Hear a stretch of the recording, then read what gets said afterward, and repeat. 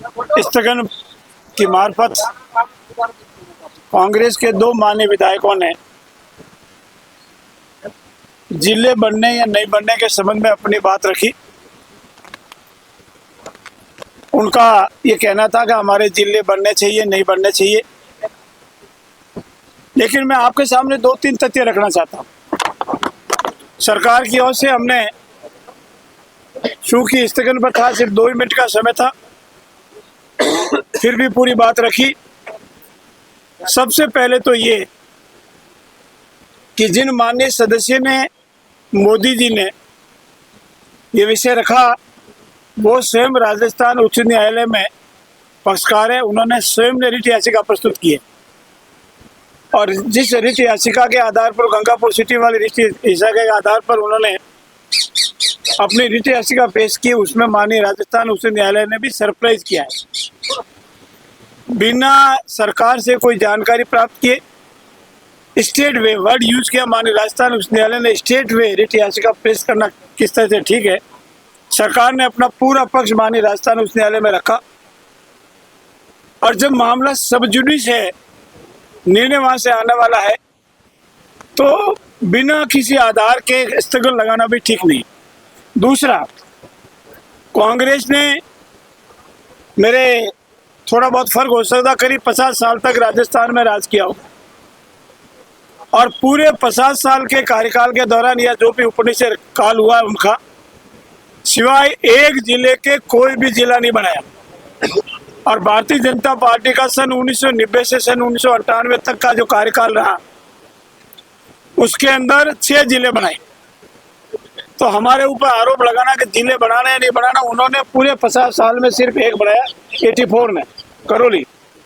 और हमने हमारे 91 से लगा करके 98 के बीच में और एक जिला 2000 प्रतापगढ़ 2008 में बनाया। तो जितने जिले बनाए वो जिले हमने बनाए। हमारा उद्देश्य जिले बनाने का है, राजनीतिक रोटियां सेकने का नहीं, वोटों की फसल काटने का नहीं है। और इन्होंने अभी हमारे यहाँ प्रतिपक्ष के साथी कह रहे थे कि पहली कैबिनेट में ही फैसला क्यों नहीं लिया। मैं एक आपकी मार्फत नम्रता से निवेदन करना चाहता हूँ, पूरे 4.5 साल तक किसका इंतजार करते रहे और कल आचार संहिता लगने वाली है, उसे एक दिन पहले जिलों की घोषणा करने के संबंध में उनका क्या जवाब है। 4 साल 4.5 साल तक जिलों के बनाने या नहीं बनाने में किसी तरह का कोई कार्य नहीं किया और वोटों की फसल काटने के लिए, राजनीतिक लाभ के लिए, जनता पर अनावश्यक भार डालने के लिए, अनावश्यक प्रशासनिक व्यवस्था को बिगाड़ने के लिए बिना किसी आधार के जिलों की घोषणा की और उसकी समीक्षा हमने की। जो जिले ठीक पाए गए उनको रोका, जो ठीक पाए नहीं रखा। दूसरा आरोप लगाया कि ये तो राजनीतिक क्षेत्र में रहने वाले सीनियर IAS ऑफिसर को बना दिया। मैंने आपके सामने विधानसभा के पटल पर रखा, आज दिन तक 3-4 कमेटियां बनी है। पहली कमेटी बनी कोठारी साहब वाली, उसमें कोई विवाद नहीं। दूसरी कमेटी बनी परमेश चंद्र जी की और तीसरी कमेटी बनी और चौथी बनी राम बुल्ले जी की। इन चारों कमेटियों में अभी तो मान लो हमारे कमेटी का आधार मान ले, लेकिन doctor Paramesh Chandra ji senior IAS की जो कमेटी बनी थी, उसने जो रिपोर्ट दी थी, हमारे जिले को रखने नहीं रखने में मुख्य आधार उसको भी लिया गया। इसलिए डॉक्टर KK पवार की रिपोर्ट तो है ही, सीनियर IAS ऑफिसर है, लंबे समय तक राजस्थान के विभिन्न क्षेत्रों में रहे हैं, कलेक्टर रहे, उच्च अधिकारी भी रहे, और परमेश चंद्र जी भी लंबे समय तक कलेक्टर है, उच्च अधिकारी रहे। इन दोनों की रिपोर्टों को आधार बनाए। तीसरा, जिले बनाने से अगर इतने ही ठीक थे तो उनके कार्यकाल में सबसे अधिक एजिटेशन हुआ। आपको याद होगा बीनबाल का एजिटेशन। और आज भी उनके स्वयं के साथी ये कह रहे हैं, चाहे वो रानीवाड़ा के हो, चाहे दूसरे विधायक है जिन्होंने आपको चुना, मैं रिपीट नहीं करूंगा, वो कह रहे हैं हम सांचौर के साथ नहीं रहे। अनेक जिलों में उनके एजिटेशन हुए हैं। और सबसे महत्वपूर्ण, कोई न कोई क्राइटेरिया तो बनाना ही पड़ता। राजस्थान सरकार को धारा 15 भू राजस्व अधिनियम के तहत पूरा अधिकार है कि वो समीक्षा करे, जो जिले बनने या रहने योग्य जनहित में है, जनता के हित में, प्रशासनिक हित में उसको रखे। जो जनहित में नहीं है, प्रशासनिक हित में नहीं, अनावश्यक आर्थिक भार डालता है, उसको नहीं रखे।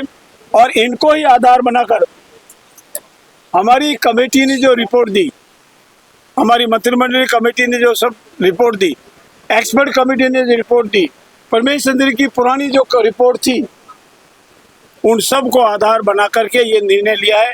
और उनके पास कहने को कोई आधार नहीं है। कभी तो कहेंगे सर अनूपगढ़ को वहां रख दिया पाकिस्तान के पास। आप तथ्यात्मक रूप में आओ ना। अगर इतने ही सही है तो कल हमने विधानसभा के पटल में कहा था आप 2 घंटे की चर्चा, आधा घंटे की चर्चा रख दो, कि नहीं हम चर्चा नहीं रखेंगे, क्योंकि उनको पता है कि मेरे पास सारे के सारे तथ्य है। आदिकाल से लगाकर आज तक जिलों की जो संरचना हुई है उसके सारे तथ्य है। इतना ही नहीं, सामान्यतः भारत में 4000 किलोमीटर के लगभग का एरिया है, 10 लाख और इससे ऊपर की इंडिया के लेवल का 23 लाख और उसके आसपास की जनसंख्या है, 7 और 8 तहसीलें हैं, यूं करके क्राइटेरिया है। और हमने राजस्थान के परिप्रेक्ष्य में करीब 10 लाख के आसपास की जनसंख्या को क्राइटेरिया बना करके जिले बनाए। ऐसी स्थिति में उनके जो आरोप है वो पूर्ण रूप से राजनीतिक द्वेष भावना से बने हुए हैं, सिर्फ वोटों की फसल काटने के लिए बने हुए हैं, सिर्फ जनता को भ्रमित करने के लिए आधार लेके आ रहे हैं और कोई भी किसी तरह का जनहित का आधार नहीं है।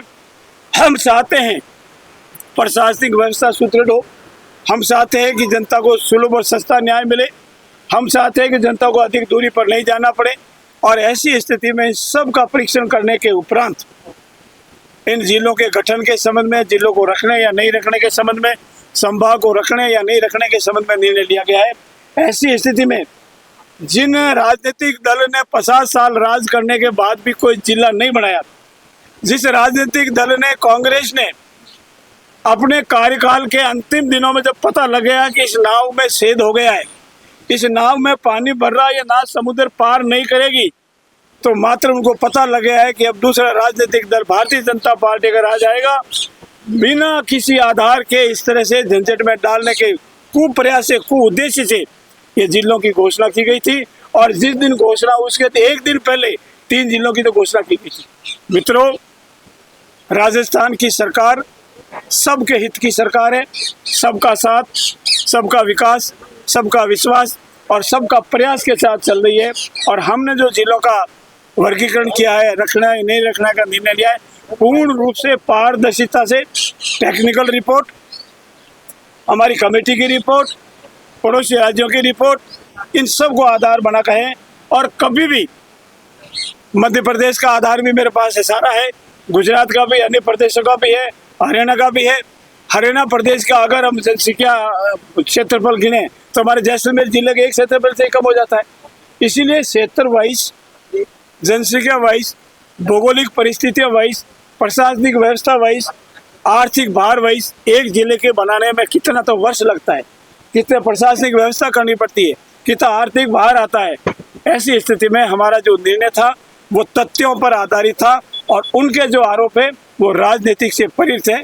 धन्यवाद। मंत्री जी बताइए, सलूबर और खैथल क्या ये कहाँ बैठते हैं अगर दूरी और जनसंख्या के आधार पर? ये आप तथ्यात्मक लेवल सभी के एक बराबर बैठता है, तथ्यों के आधार पर ली गई। आप मेरे से रिपोर्ट ले, मैं एक वर्गवार, एक जिलेवार बता दूं कितनी जनसंख्या है, कितनी दूरी है, कितना किलोमीटर है, सबका ही है। एक अभी जब कार्रवाई चल रही थी, विपक्ष बेल में आया तो कुछ सदस्यों ने क्या सत्ता पक्ष की बेल की तरफ भी आने की कोशिश की? देखिए, ऐसा गलत करते वो करते ही रहते हैं। उन्होंने जो कोशिश की वो निंदनीय है। हालांकि उनके वरिष्ठ सदस्यों ने उनको रोक दिया, इसलिए उस पर ज्यादा मैं कुछ नहीं कहूँगा, लेकिन ऐसा करते वो करते ही रहते हैं। कल अप्रिय घटना भी हो सकती है क्यों? अगर उनको उनके खुद के वरिष्ठ साथी नहीं रोकते तो अप्रिय घटना हो सकती, पर उन्होंने खुद के वरिष्ठ सदस्यों ने उनको रोक दिया। राजस्थान को लेकर कल बड़े आरोप लगाए। देखिए, वो रिकॉर्ड पे नहीं है, वो रिकॉर्ड पे नहीं है, वो है ही नहीं।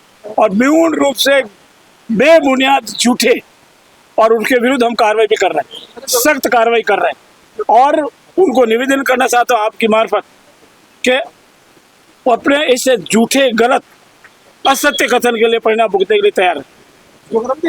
सरकार कुंभ में जा रही है। देखिए, हम लोग ये मानते हैं कि हमारी भारतीय संस्कृति है, विरासत और विकास, इसको हम साथ लेके चलते हैं। ये कुंभ हमारी विरासत है। 142 साल के बाद ऐसा अवसर आया, हम साथी लोग सब जाएंगे। कुंभ स्नान करके आएंगे। धन्यवाद। कांग्रेस वालों को विधायकों के बात विधायकों जो चलेगा वो सबको ले जाएंगे। आप लोग किस किस को आमंत्रित किया है? हमने सबको सार्वजनिक रूप से आमंत्रित किया, जो चलेंगे वो सबको ले जाएंगे। विधायक दल की बैठक देखिए, विधायक दल की बैठक है वो हमारा आंतरिक बैठक है। इसमें ऐसा कोई विषय नहीं है जो आपके समक्ष रखा जा सके। धन्यवाद।